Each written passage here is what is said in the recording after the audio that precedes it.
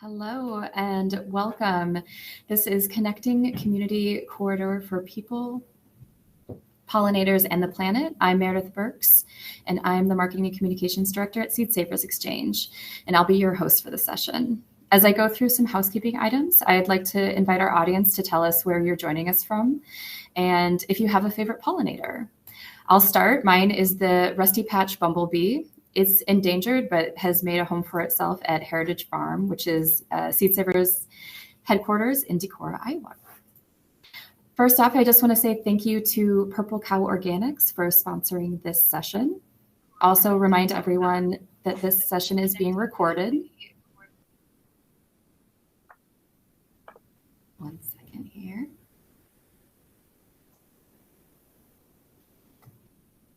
Gonna give myself the stage 1 second. So yes, sorry about that. The session is being recorded and will be available to all attendees and registrants for a year. So once this video has been processed, you'll be able to find it at the recording on the session page. Also, we're going to take questions from the audience at the end. So please feel free to utilize the chat while the presentation is going and write your questions throughout the session. I would also like to just acknowledge our community agreements. And we ask that all participants in Seed the Future be respectful, be curious, speak from your own experiences, be patient, try to avoid jargon, or be sure to give it a definition if it's unavoidable. Be conscious of your intent versus impact. Don't be afraid to take space or make space. And remember to take care of yourself. And with that, the house has been kept. So I'm going to introduce our speaker. We are here today with Dianne Kadonaga. Dianne's urban property has become Sunny Glen Garden, an educational demo garden showing how to turn urban lawns into beautiful organic permaculture, food forests, and wildlife habitats that support people, pollinators, and the planet. Sunny Glen Garden has won the City of Columbus GreenSpotLight Award for exemplary, eco-friendly, zero waste, and sustainable business practices. Dianne has a plant nursery focusing on edible forest plants, rare native botanicals, and native plants for endangered Ohio bees. Today, Dianne will be talking about a case study for a successful urban community building project that addresses food insecurity by connecting climate-resilient edible forest gardens and supports native pollinators and birds. And Dianne, thank you so much for being here today. And with that, I'm going to hand it over to you. Great. Thank you so much. Hello, everyone. I'm really excited to be here at this wonderful conference, and just thanking Meredith for helping me get all these things set up as we get ready to roll.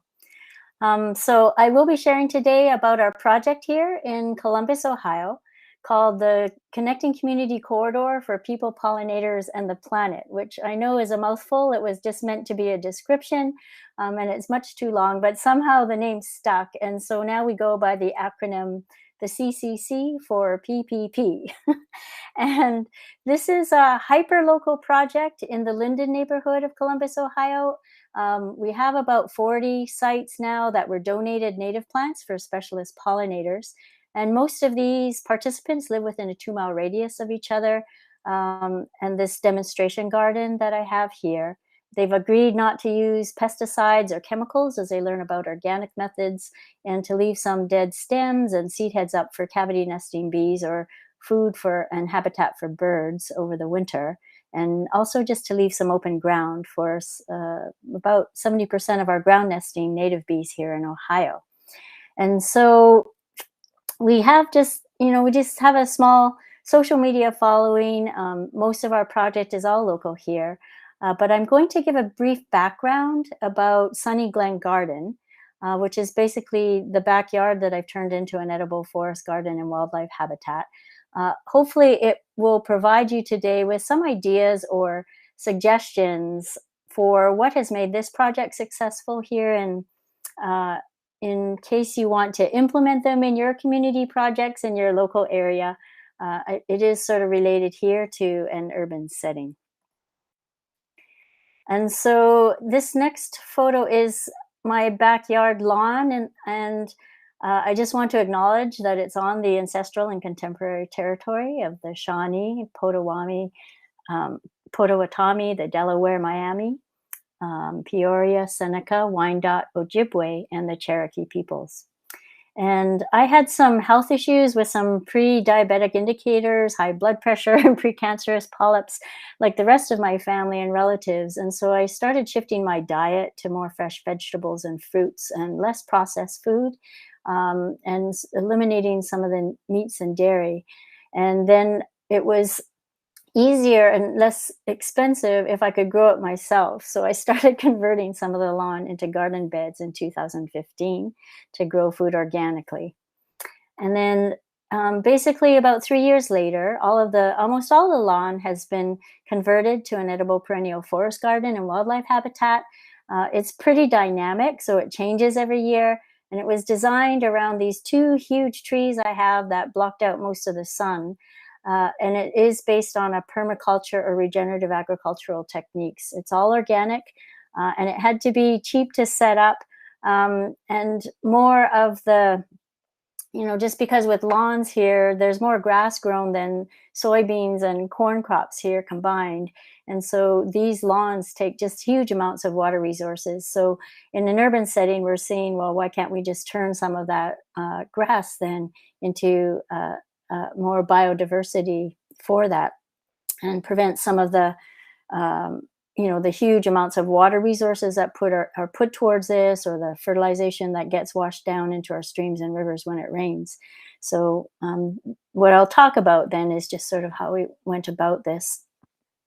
But it began because of my Isha and yoga and meditation practices. When you're doing something daily, it allowed me to see that some days I would feel really stiff and sore and tight, and another day it would just go so smoothly and just easily. So all I did was start looking at the food that I ate the evening before and how my body was feeling when I was doing my practices. And sure enough, it just sort of eliminated a lot of my foods and dictated some of my choices towards that. And I was starting to react to some of the dyes or preservatives that made me itchy or gave me rashes. And a lot of processed foods made my joints ache.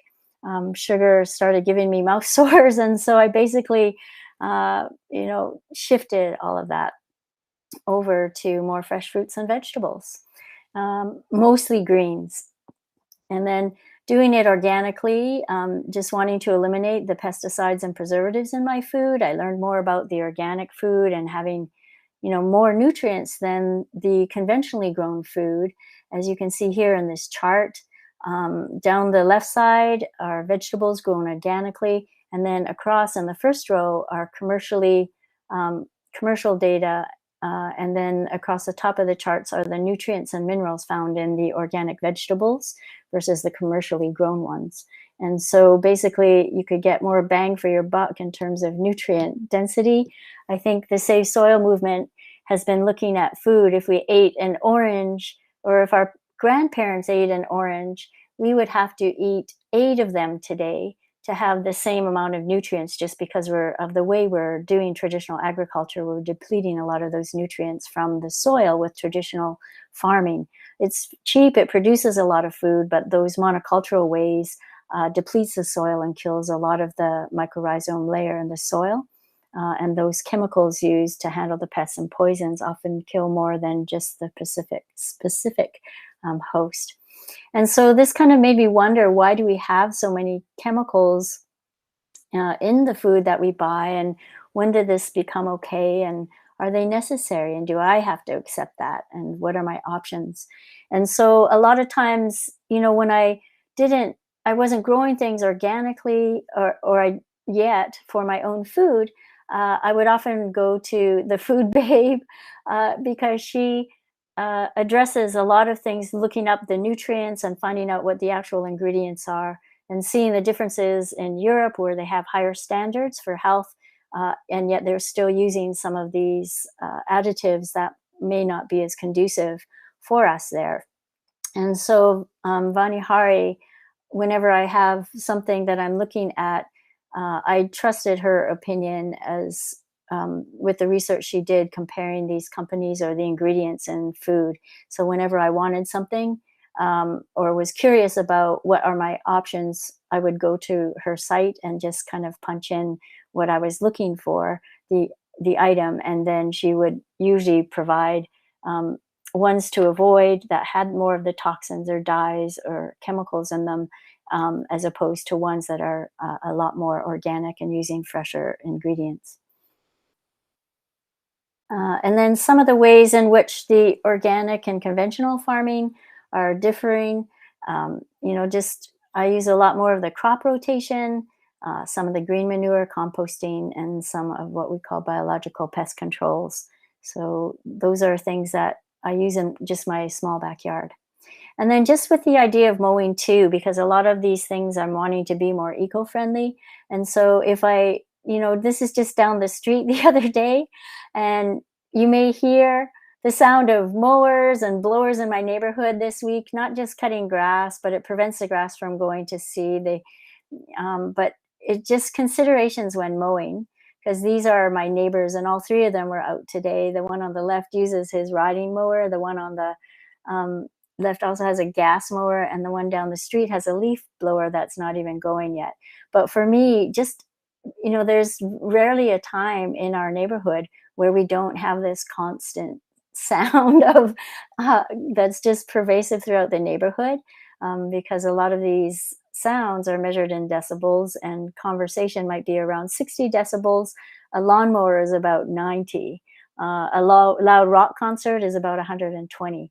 But continuous sounds of 85 decibels then or higher is considered hazardous. So if you're having to shout at someone to be heard who is standing 3 feet away, it's probably greater than the 85 decibels. And so for me, just seeing if I could find other options as well, because lawnmowers suck up gas and pollute the air. And according to the Environmental Protection Agency, 54 million Americans mow their lawns each weekend, which uses 800 million gallons of gas per year. And I couldn't believe it, but 17 million gallons of gas is spilled just while filling up those gas lawnmowers. And that's more than all the oil spilled by the Exxon Valdez in the Gulf of Alaska, if anyone is old enough to remember that. And also garden equipment had unregulated emissions until the late 1990s. And so they tend to emit high levels of carbon monoxides or volatile organic compounds, nitrogen oxides, again, which is contributing to that pollution. So seeing that, if we're just taking an hour to mow your lawn, you can put out as much smog-forming emissions as 40 new cars, each being driven for 1 hour. So it can have an impact. And so my solution was, when my friend purchased her battery-powered electric mower, she donated her hand push mower to me. Super easy to use. Sharpen it once a year and it works wonders. And then leaving the grass maybe 3 to 4 inches higher on the setting, because then that provides the habitat and the shelter. So then I can mow less, especially for pollinators. It's found to have more abundance and diversity when it's not shaved down right to the lowest level, but left a little higher. And it doesn't have that noise pollution that I subject the entire neighborhood to. So, there's other options too. This was just sort of my joke, but I do have friends who have goats. And so they are often rented out to other people who want to just chow down basically areas that we want to start by getting a lot of the brush out of there and seeing if we can get things set or started up. So that's something we've been doing. And then I stumbled upon like permaculture or regenerative agriculture principles, which seemed to fit what I had been doing, and basically copying nature, but tweaking it to include the food I wanted. It's also good for the pollinators and wildlife and the earth if that was possible. And so, when I researched it, there were tons of permaculture principles, but I find that I relate better to the principles through examples. So I'm going to go through a few things of what's been done on my own little urban property. So hopefully it can give you an idea of, using these kinds of ideas if you want, incorporating it within your own gardens. And so with observation, because that's basically where most of my learning has come, it's like seeing, oh, something doesn't grow very well here. So saying sorry and seeing if I can dig it up and put it somewhere else better, or maybe someone else has a better spot for it. But this is what I would see out my back door, is all this flooding right behind my area in this parking lot. And so you can observe where the water pools, the direction it flows. And our neighborhood, would get these floods every time we have a huge rain. And so basically this is what I would be standing in my backyard, up to my ankles in rainwater. And so basically I wanted to see if I could shift some of that by changing it into the using some of the swales and other ways to distribute that water, keep it on the property, but not having it flood so that I couldn't really use it. And so if you're curious and want to get a basic idea of the elevations and the contours of your property, there's a free tool called the Contour Map Creator. And that's what I did this little photograph that you see here with. It uses Google Elevation API and Google Maps, and with some algorithms. And so basically it'll show the contours if you outline your property area. I also like to do it in the much broader picture, so I kind of see where the water is coming from in terms of watersheds. And then on my own property, then the red indicates the highest area where my house is sitting, thank goodness. And then the green is lower, and then the blue areas at the edges there are the lowest points. There's only about a 3-foot difference on my entire property, but it is sloped over, and so most of the water will pool in that way. And so this tool helps you be able to see where these contours are on your property. And so I use these contours, found out afterwards actually when I found out about this, but I had built the swales, digging out some not tunnels, but digging out some of the dirt to create some indentations in the soil to allow the water to flow down following the slope, and then distributing it all across the garden beds. And so it would drop it down into the soil instead of letting it just run off and flood the area. And so basically with the swales then, it was really just to mitigate the water. I did them quite wide. They also became my pathways, so that water could still flow through there if needed, but then using some other kinds of techniques where I might put some of the twigs and branches from the trees and then layer that with some other items, like trying different mulches to see what kinds that I prefer in terms of pine needles or wood chips or hay, depending on what was out there. And because we would sometimes get, tours of 50, 100 people coming around at once. And so when you already have heavy, wet clay soils, compacted soils, I wanted to reduce the compaction when people would walk along the pathways to avoid that compacting even further, because that's much more difficult to grow in. And so I would mulch these mounds where I dug the soil out of these troughs. Basically, that soil then would go and become the raised garden bed on either side. And so the plants would be going into these raised bed areas. And then I would cover it with these mulches, which again help prevent some of the erosion, kept some of the moisture in, and then would eventually break down and create some of that nice layers to the soil, keeping it healthy. And then I have this magnificent mama maple in the front yard with these 2 huge trees. And so this will kind of show you why I chose an edible forest garden as opposed to an annual vegetable garden. But she's been a bit hacked up, as you can see, previous to my arrival. She's, I think, about 100 years old, if I measure her by her girth diameter. But silver maples are also excellent at reducing flood risk with their really dense, thick mat of roots along the top surface of area. I actually wanted to grow vegetables in this area, but it would take too much care because the roots of the silver maple would be sucking all of that up. But one of these mature maples can mature up to 22 or capture up to 22 pounds of carbon dioxide every year. And they also help the roots filter the runoff before it actually ends up in the surrounding lakes and other bodies of water when it runs off all of our hard surfaces in the city, like with our streets and parking lots and pavements, our roofs. And so basically that just runs off into our streams and rivers down our curbs there. And so we're wanting to see if we can filter some of that water into the soil first before it runs off into our streams and rivers, because it often takes a lot of the pollutants there as well. And that changes the pH or the balances in our rivers and streams. And then, of course, the bonus is that I actually tapped her precious lifeblood sap for maple syrup. Even though it's silver maple, maybe not quite as high a sugar content as our sugar maples, but I took about 13.5 gallons of sap this year and cooked down about 40-to-1 ratio to 5 cups of precious maple syrup. And this one, for me, was just delightful because it had a very nice butterscotch flavor. All right, and then in the backyard, or this in the front yard, as I've increased the native plant biodiversity, the wildlife diversity has increased too. And this year, the maple became a restaurant with a local menu of fine dining and organic eating for this red-tailed hawk to choose from. Unfortunately for this squirrel, but this hawk was given no peace to stay and eat at this local tree restaurant, as it had to opt out for takeout because we had a bunch of crows that individually I think could be another meal for this hawk, but they ganged up and flew at it from all these directions madly and squawking at it and eventually chased it away.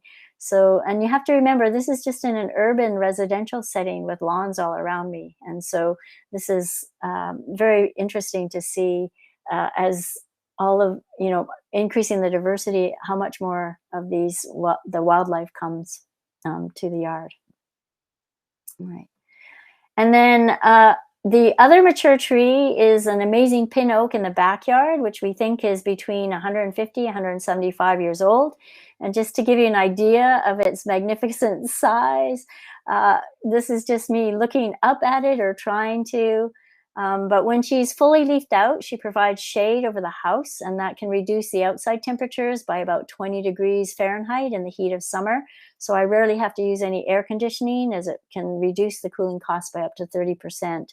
And then it's also great to have these large trees because the heat island effects in cities with our dark roofs and parking lots or driveways and pavements that absorb all of that solar energy, the trees then can make a huge difference and has been shown to reduce asphalt temperatures by 36 degrees and car interiors by up to 47 degrees Fahrenheit. So this can be a really big thing, especially when we have these intense heat conditions that we've been having across the nation. And then nicely in the winter, these deciduous trees will lose their leaves and then expose the house to the warming winter sun, which again lowers the energy needed to heat the house. And then this was taken, I guess, from the squirrel's penthouse view on top of the house, looking down at the oak maple tree there. But just seeing how huge it is, it's almost as tall as I am. I'm 5 feet. But if I lay on the garbage can behind it, I'm just barely peeking out of it with my feet and head. But all kinds of things are coming here. These furry oak tribble galls and that have tiny larvae. But it hosts all kinds of caterpillars and insects now. And so the birds are coming in because there's enough food for them to eat. And then this just came out that Columbus, Ohio was one of the US cities with the worst air quality in 2022. And this is before the wildfire smoke that is coming across from Canada. And so the pollution levels are 2.6 times higher than the World Health Organization's safety threshold. And so a single tree is one of the best, nature-based solutions to be able to handle or be able to help us treat some of these threats of our own doing from rising carbon dioxide levels and temperatures. let's see. And so, these urban forests gardens, when they're based sort of on these indigenous permaculture or regenerative practices, can be self-sustaining, and once they're established, require very little care. Uh, and so they are low cost. They make efficient use of the materials that are available. When they're mature, they support many of our city goals, which to reduce the city's heat island effect, providing urban tree cover, preventing flooding, reducing erosion, and conserving and improving water quality of our streams and rivers, as well as cleaning that air, as well as providing for me food security as I increase the biodiversity here and the soil health. So a lot of that for me then has been really fun, just seeing all that comes and all that evolves through here. And I didn't realize the impact it would have. But when COVID hit, I only had to go grocery shopping 4 times that first year because everything else came out of this garden. And so I guess I realized so many more of my neighbors did not, even though like me, they lost their employment income, they were much harder off. I at least had some food that could have to support me, and just really realize the impact of that. And perhaps this view from above can give you a better idea of the land that I'm working with. This urban property is about 50 feet wide by 136 feet long, or maybe 0.15 of an acre, like 6,800 square feet. And so basically, in the summer, I have the huge pin oak tree in the center of the property, so it covers this whole area in shade.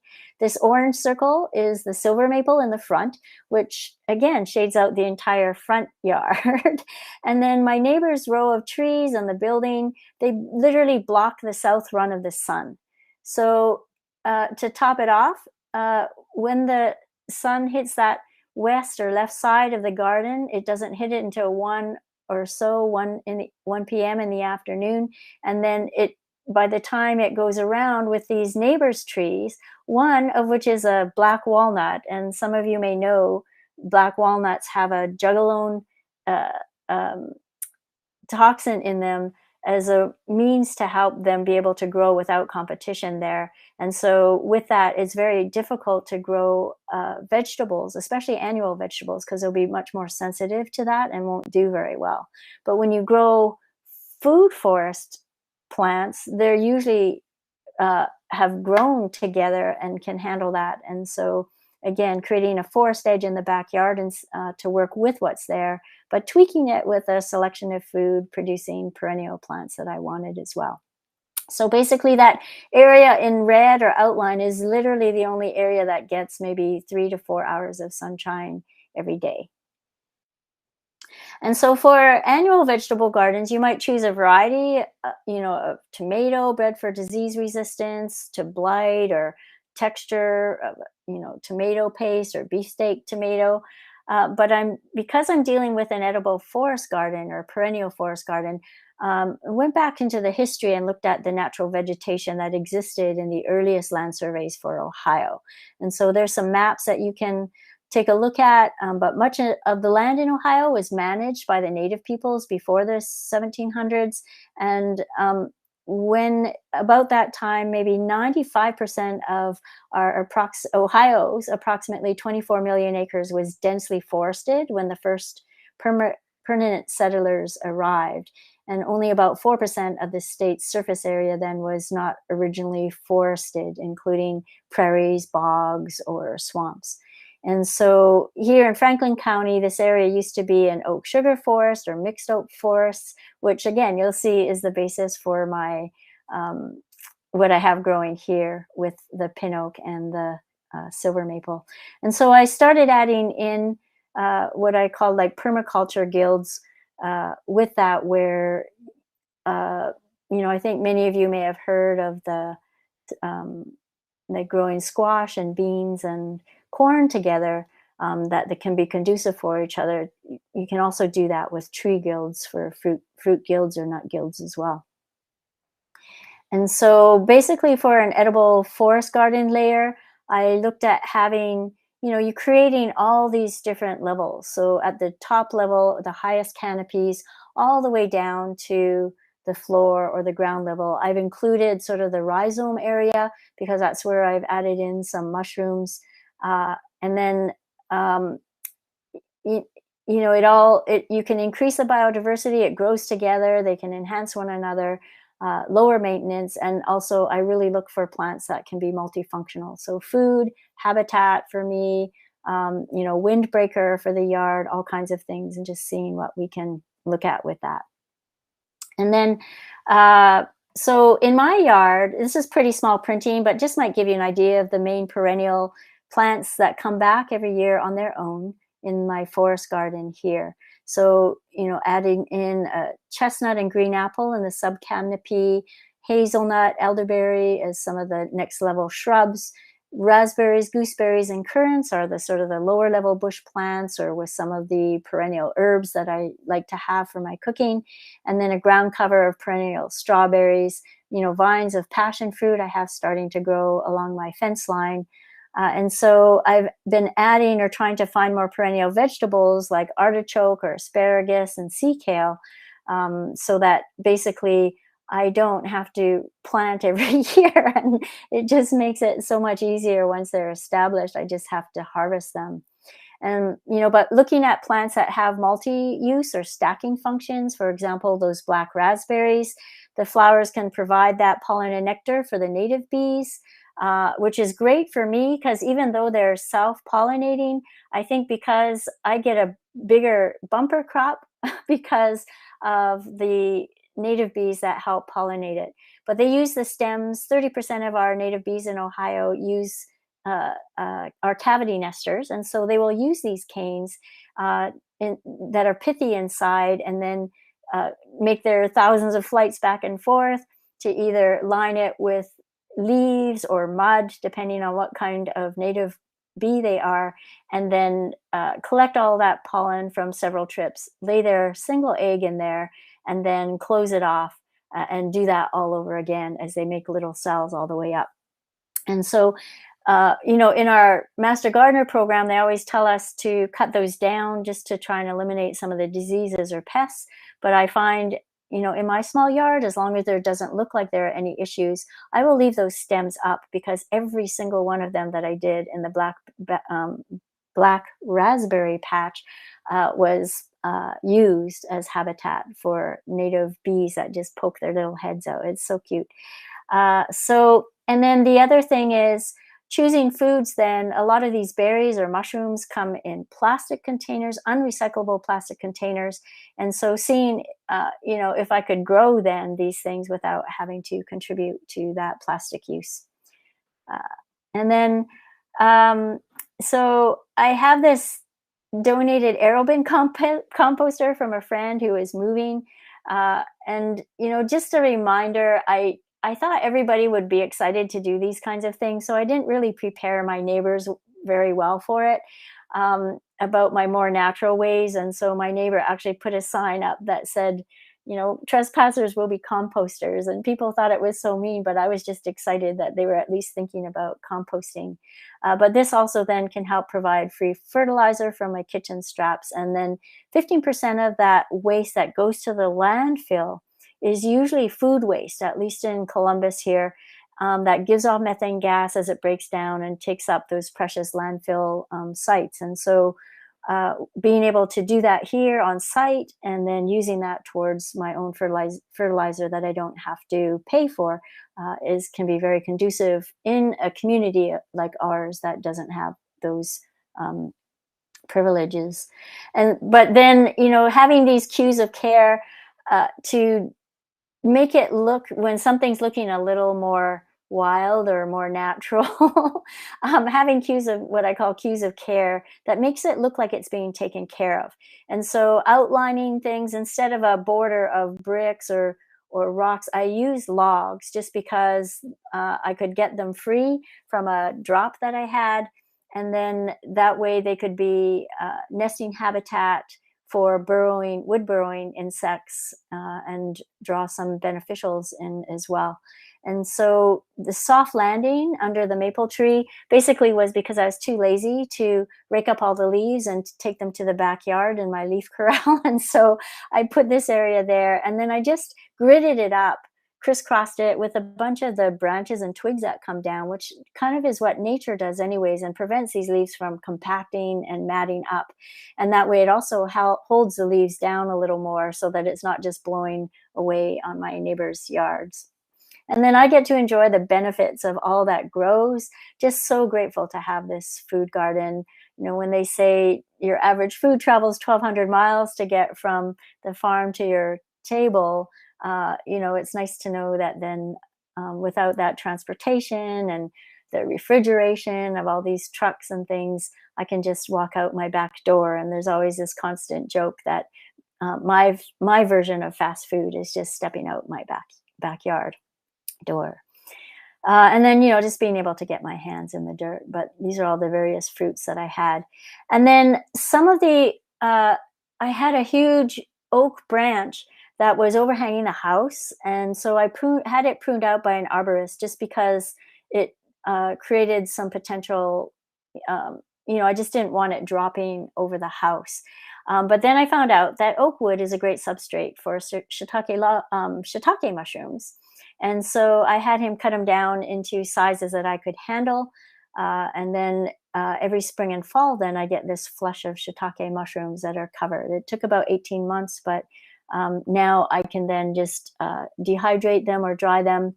I found out I was low in vitamin D, so now I just turn those mushrooms over with their gills facing up. And when the sunlight dries them out some, their vitamin D content increases tremendously. And so that seems to have been helping me take care of that issue that I had. And then as we've had all of these changes with our climate here, so much more rain events here, many more rain events, and events that have larger amounts of rain coming down all at once. And so I started adding, and then with the warmer temperatures, I started adding in tropical and subtropical annuals that do well in the partial shade of the food forest, like ginger, turmeric, taro, lemongrass, sweet potato. These are all things that I usually eat regularly for my health. And so basically it fit in well because even though they're annual, when I harvest them in the fall, I'll just save a few of the rhizomes or bulbs or whatever it might be and throw it in a pot and throw it downstairs in the basement. They go dormant, so I don't have to really do anything to it. And then in the spring, though, as it warms up, they'll start coming up, and then I just plunk them into the yard when the soil temperatures are working well. And so growing things like saffron, Crocus sativa, it's one of the priciest foods around, but it's one of the things that I use. It's about $1,500 per pound because you have to pluck out individual of the stamens like that from 3 from each flower. And so it's very precious. And I see why it is so expensive. So it's really helping me get a better appreciation of what's done.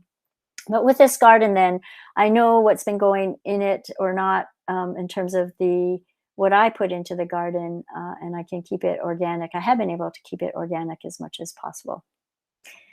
And then this is Zavion, Jonathan, and Jaden, our neighborhood boys who used to play and hide and seek in my backyard. And each time they came, I'd send them home with a different green to try. And the third time, their parents came back with them. And so I set them up with some vegetable plants to address some of the health issues in their family. But then, you know, these boys gave the A-OK and have become kale converts. And so I couldn't do much for my community, but it gave me the idea to just throw in a few extra vegetable seeds in the basement, you know, that I was doing for my own garden anyways, and then be able to share them with my community.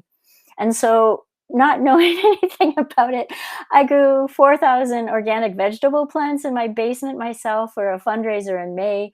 donating time, and but the proceeds paid for the trays, the pots, organic soil, some of the lighting. I think that first year was basically supported by all of my friends, but then we were able to donate 2,000 of those vegetable seedlings to 7 local community gardens in an effort to get that fresh organic produce out to those who might not otherwise have access to it or couldn't afford it.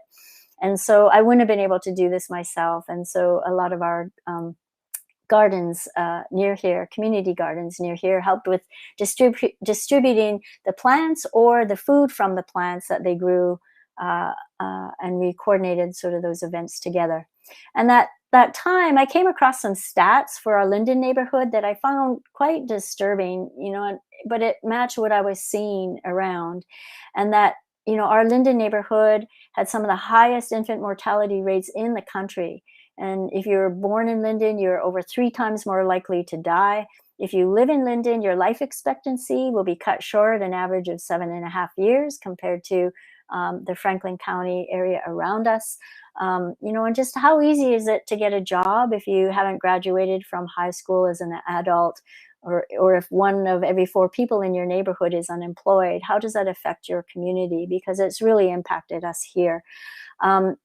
Economically, they might not have access to transportation or internet. And racially, Linden was a red line district where previous federal, state, and city policies were racially discriminatory against African Americans, for example, for home loans. And so if any of you are interested, I would highly recommend looking at this resource called Undesign the Red Line. And basically, they've put together this exhibit that shows a historical view of all of these sort of policies or healthcare, insurance, banking that was set up to discriminate against certain kinds of people from being in the neighborhood, or having certain ones be able to stay in. And so I really felt like it helped provide a better understanding for me of where the structural racism and inequality has come from. Because even here in Linden, we lost our major grocery store, which was Kroger and then Saraga. So we have to travel a lot further. And when 15% of the folks in Linden don't even have a vehicle for transportation, our bus system is really not adequate for easy transportation, or if you have children to lug around with you, getting to places. We mostly have corner grocery marts, like our gas station stores, that have highly processed foods and drinks with little or no fresh food. They're selling cigarettes and alcohol, or fast food chains. And so basically, we don't really have the infrastructure here to promote healthier ways of being and to support that. So we have a lot of health issues with that. But one of the things that I wanted to, of my partnership, is to check with your soil and water conservation districts. Usually there's one for each county in the state, or look for companies and organizations that might have slightly different missions than yours, but overall goals may be the same, because our Franklin Soil and Water Conservation District has many grants for different projects. They also have a community backyards program to encourage residents to do a few things that can help protect our local streams and rivers, for example, by planting native plants, getting rain barrels or rain gardens, composting, vermicomposting, and lawn care practices. And so for taking this course for free, they will receive a $50 rebate towards any of these items. And so Franklin Soil and Water has partnerships with all of the cities and municipalities in this area. And so when they asked me to teach it, because I was doing all of these things here on my property, I couldn't understand why there were no programs being offered in our neighborhoods, like our Linden community or Hilltop area, or other disadvantaged and redline communities. And so when I asked them why, they hadn't even realized this. And so just to be able to bring that to their attention. And so I was able to bring them to all of our communities that haven't had these programs. And rebates can really make a difference in communities like ours, for some folks here. But we had some of the largest turnouts, and I worked a lot with our African American gardening communities, and so this was just another way to be more inclusive. And many of our folks in our community won't have access to computers or internet service, and so they're often left out of these online programs. But so we can bring these programs closer to them where they live and make it more accessible. And this year they're letting me experiment with bringing their programs into churches with community gardens, since a lot of our international communities have strong ties to their church.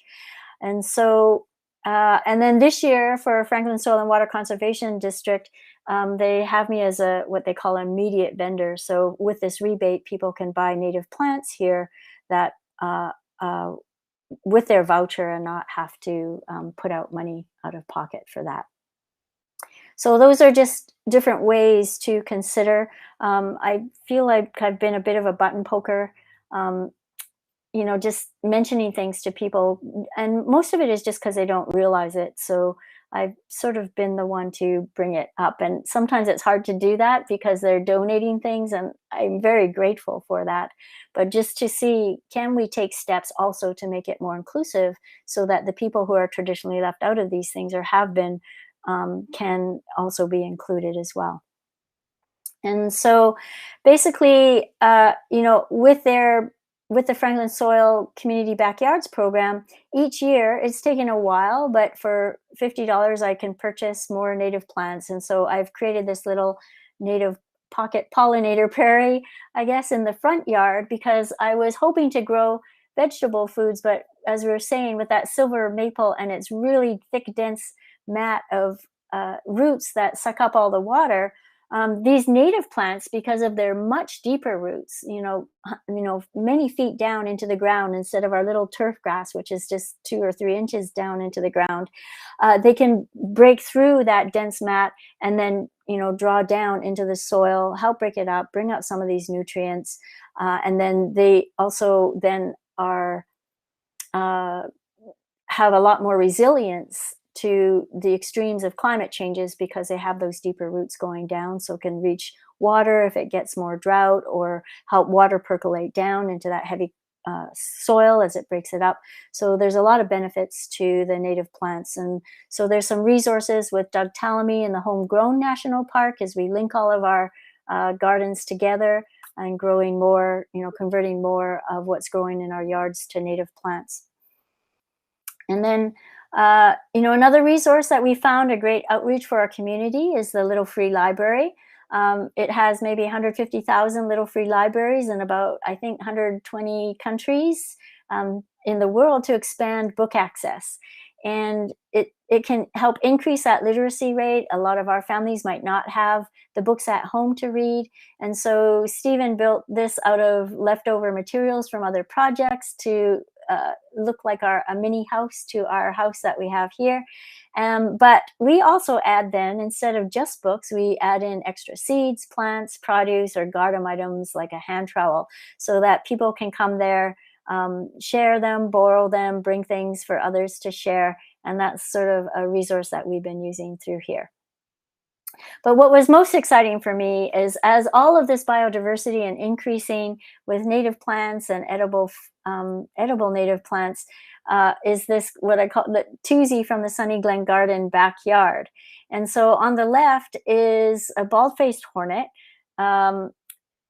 which I'm okay with it kind of being eaten up. They're pretty aggressive here, but they're allowed to be in my garden. We just kind of look out for each other or shift things around as we need. And then, but this one on the right, it looks like a bumblebee or carpenter bee. It's an example of bee mimicry, where different organisms will look like something else to, so bees or wasps might be stinging creatures. So a bird might not be so willing to go eat it if it knows that it will get stung. And so same thing, when these bee mimics look like a bee or a wasp, they may be avoiding some predation themselves. But this is it's a fly because it has a short stubbly antenna instead of the long ones like the native bees do. and its eyes are big and huge and kind of stuck together, whereas the bees are usually a little bit more to the side. And it has 2 sets of wings instead of 4. And so it's powerfully built, but it is one of the rarest North American acylids. And so maybe only a couple dozen specimens have been known in North America here. And in 1978, I think they had only seen 11 sightings of it, 5 since 2010, and 1, which is from our garden in 2008. And so, but it's known for being an assassin robber fly for a reason, because it pierces the prey and injects it with a poison, which paralyzes it and then liquefies the inside and then sucks it dry. So, but it's quite the fun creature to talk to people about for interest in the garden here, just seeing what's there. And then some other free resources for gardeners. This just allowed us to be, these free wood chips, so that we could be the king and queen of the mountain here, king and queen of green. Or you can, there's a chipdrop.com, which is a resource that I have in the list there. But I think it's a national thing where arborists will join it, and then you can put your name on there if you want them to drop off either wood chips or logs, but you don't know when it's going to come. You don't know, and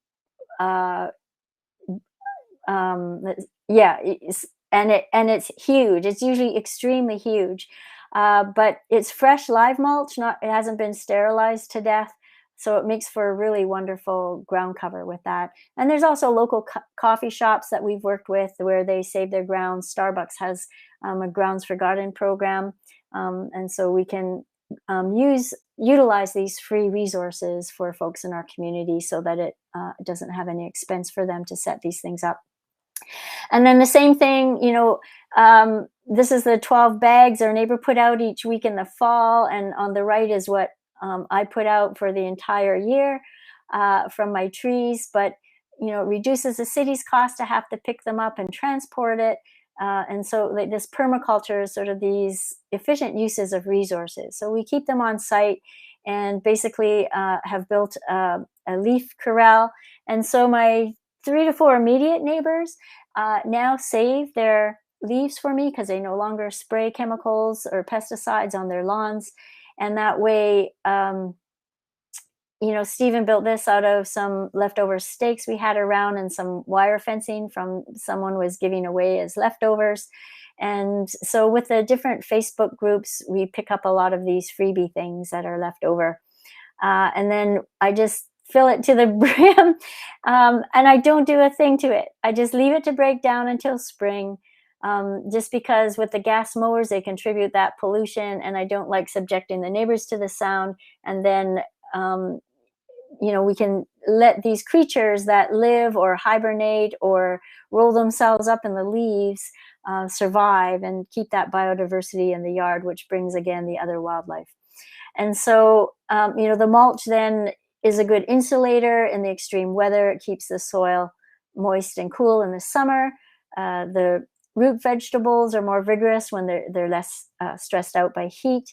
And in the winter, it keeps the soil from freezing, so the root crops can survive longer, prevent some of that evaporation. So the moisture is kept longer, because I don't water my garden except for when I'm first putting in those plants until they get established. And then I don't do anything all year. So I'm saving a lot on watering costs, because so much of that water through the swales is distributed and dropped down into the garden for that. And so let's see, some of the other things through here. Oops. Uh-oh, I think I've frozen here. But so the beginnings of this connecting community corridor for people, pollinators, and the planet really happened by accident and happy happenstance. Because of my interest in pollinator specialization, there were Manitou grants for native plants for pollinator gardens. And so I had planned to do this with a school behind my place, but when COVID hit, they didn't have the bandwidth to deal with anything. And so I had all these native plants available, but no homes. So I reached out to my Sunny Glen Garden community and had so many applicants and not enough native plants to give away. So I had them, I gave priority to people who were located within that 2-mile radius over someone who was located further out, because I really wanted to see if we could reduce those transportation barriers, make it easier to share that garden equipment and such, or seeds and produce. And then, so that was how we got our first 10 families established with some native plant gardens. And then the second way was when I was participating in our first ever statewide or Ohio bee survey, where we, put out little cups and things to capture different native bees. We have about 400 plus in Ohio here that are not like our immigrant European honeybees. But because of the pandemic again, we couldn't have our classes where we would learn how to wash, dry, pin them, and then identify them. And so, but what happened over time is with one person only doing all of that instead of 35 of us every month, she set it up so we could come in one at a time. And while I was there, I met a grad student who had a mini grant from the Endangered Species Coalition, but couldn't get anyone on her OSU Newark campus to take it. So when I told her about my project, she hooked me up with her donor, and they just transferred those funds immediately for my project. And so that's when it became known as the Connecting Community Corridor for People, Pollinators, and the Planet. And so again, reducing that transportation barriers when we keep it hyper-local, getting to know our neighbors, that increase that safety. It's healthier to walk and bike, so we're getting fresh out in the outdoors and in the sunshine. And basically, we go to each other's sites. We do programming there. We help it set up for each other with these experiential educational workshops where people are actually doing it. And so we have 30 families who were donated a dozen or more native plants for specialist pollinators. But life without a car, there's no car payments, no car insurance, not having to buy gas from an industry that I don't really want to support or is not healthy for our planet.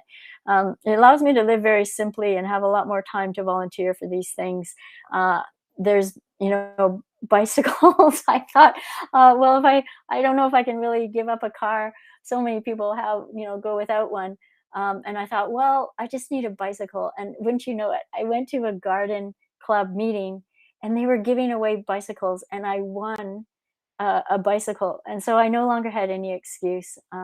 I find when I have a car available, I just get lazy and I don't use it. And so without it, I found I was getting around more, making priority of where I wanted to go, and then doing things with people, like with carpooling or joining what we call the Care and Share Time Bank, which again is another thing I would have you look at in terms of supportive organizations.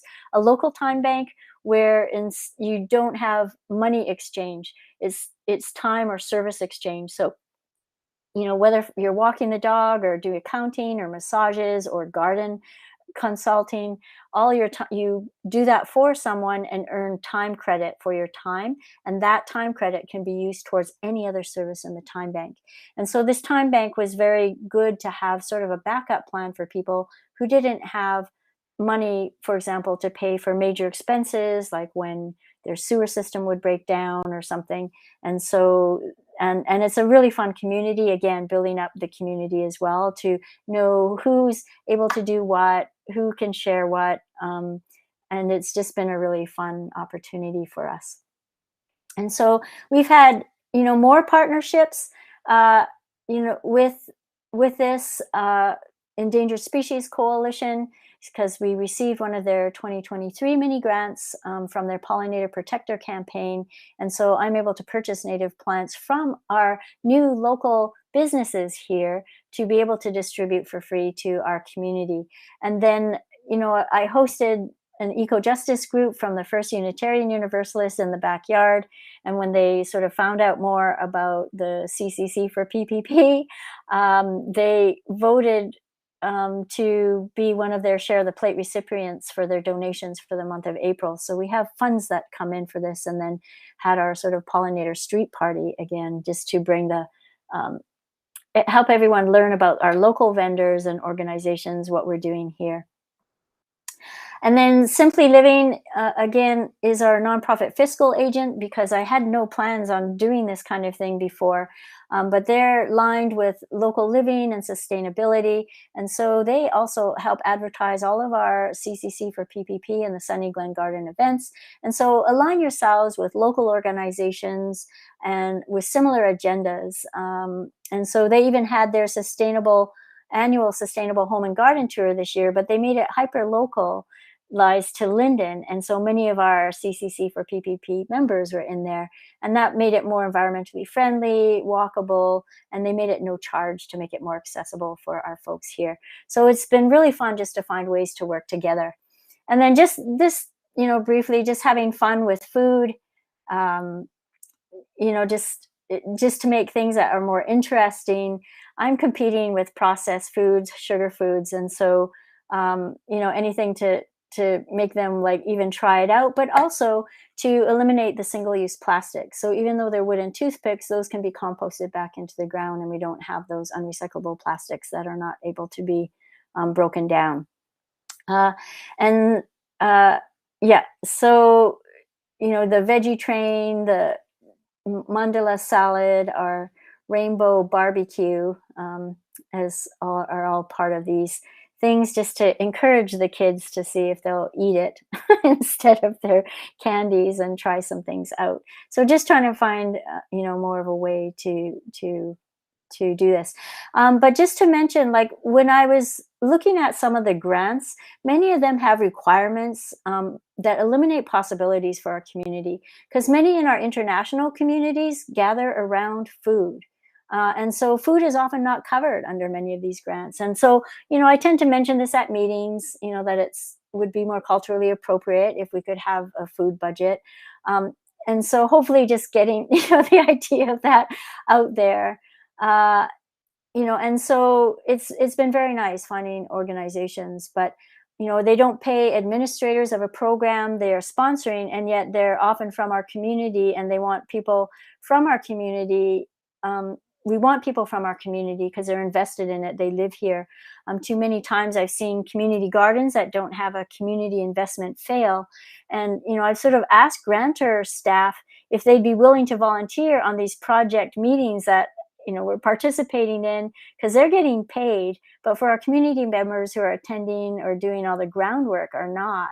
And so just, seeing if they could, asking for stipends or find funding for that. And so they've been very supportive with that and in finding that, or looking at different ways where we might be able to find funding to cover videos or photography to promote their sponsorship of the activities they're doing, but then being able to provide that to people in my community to help build their skills and connections, their employment possibilities with that.